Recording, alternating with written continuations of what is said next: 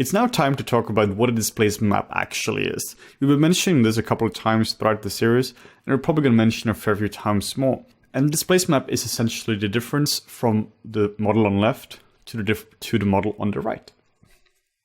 Here we have a model which is the space mesh from Modo. It's completely clean. There's nothing going on in terms of anything ZBrush related. And the one to the right is a displacement map, or the model on the left with the displacement map generated from ZBrush. And the advantage of generating displacement map over, let's say, bringing the geometry, the raw geometry from ZBrush to Modo, is that we can deform it. It's a lot easier to work with this in Modo, particularly when we're dealing with a pipeline. So if this was a pure still image, we probably would have just done something like Decimation Master in ZBrush. But as we're dealing with a tutorial here, which is revolving around a pipeline, a professional pipeline, we have to talk about displacements. Displacements are usually just shorted down to disp or CDisp, depending on the pipeline you're using. In this case here, we're just going to refer to them as, well, displacements. The way a displacement map works is there is nothing magic here. There is no magical file format, or it doesn't contain anything crazy. It's simply a texture map, which contains black and white information. It contains value information. Simple as that. And it looks like this.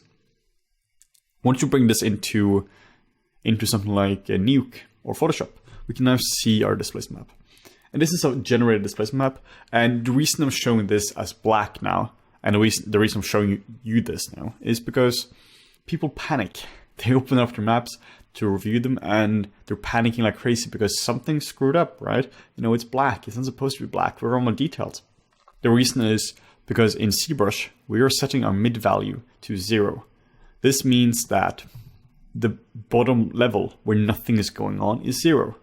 And where something is going on, if something is pushing out from model, will have a value of 1. If something is pushing into the model, we'll have a value of -1, at least a negative value. So we do have some positive values here. Anything you can see is pushing out of the model. Anything you can't see will have a negative value, meaning the value you're seeing here is not black. It's below black, which your monitor can't display, your eyes can't see, but the computer can pick them up with no problem. So what I've done here is I've simply just graded it up. I've added an exposure adjustment here, which is simply by going under adjustments, exposure. And then we just set this to 0.5. This simply just offsets it. It doesn't do any fancy computation to it. It simply just takes it from 0 to 0.5, offsets the entire thing. Then have a levels here just to bring out the contrast. When dealing with Modo and displacement maps, the contrast is crazy low. This is due to the scale of Modo. If you're using realistic scale in Modo, the displacement distance or displacement contrast here is just ridiculous low by default. If you're dealing with something like Maya, you're going to have a far higher contrasting map. You're going to have a map which looks something similar to this.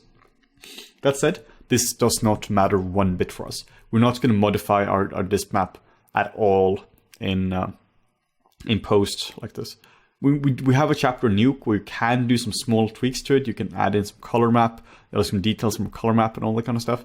But for this discussion here, we're simply going to leave it as it is. So we're going to remove all of this here. I just want to, at least for rendering, I just want to show you why your map is the way it is. And also what it looks like. You can clearly tell what's going on here.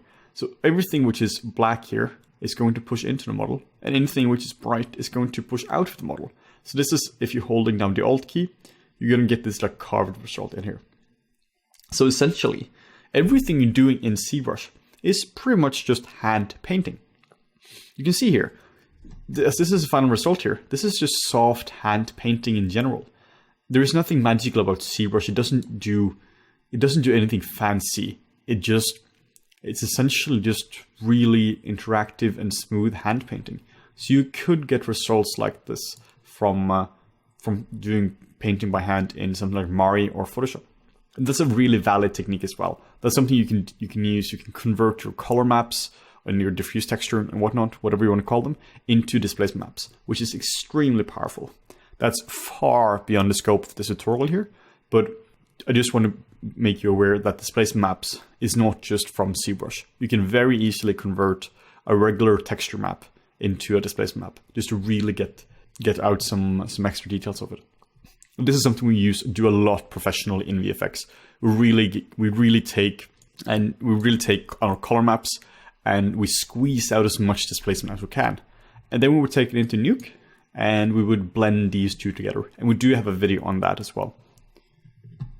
So I'll just explain here what we're seeing. So the black bits, as this here is completely black, if we remove this, the black bits means nothing is happening. 1 means, it can also go above 1, but just 1 means positive means it's going to go outwards, and negative means it's going to go inwards. It's as simple as that. Nothing magical about this. Simple math. And we're setting the mid value to 0. So when we're setting the mid value to 0 in ZBrush, this is what it means. You can also set it to 0.5. A lot of pipelines work with 0.5 for various reasons.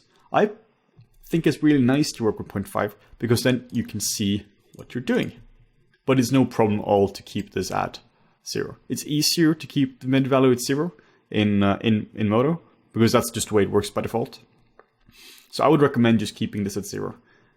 But if you're going to do something like you want to overlay this onto your color map and just do like keep refining this further, just use an exposure node and set it to 0.5. So that's pretty much it for displacements.